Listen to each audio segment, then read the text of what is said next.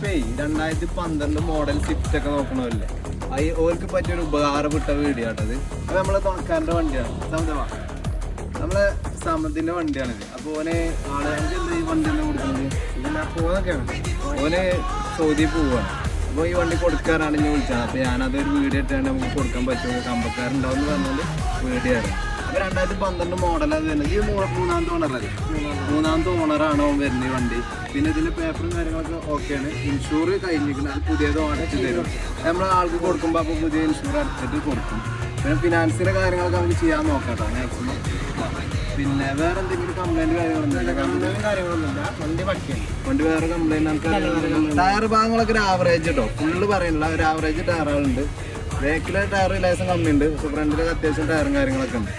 അപ്പോൾ ഈ വണ്ടിൻ്റെ കൂടുതൽ ഡീറ്റെയിൽസും കാര്യങ്ങളും അറിയണേ ഞാൻ എൻ്റെ നമ്പർ താഴെ കൊടുക്കുന്നുണ്ട്. അതേമാതിരി സമത്തിൻ്റെ നമ്പർ കൂടി ഇതിൽ കൊടുക്കുന്നുണ്ട്.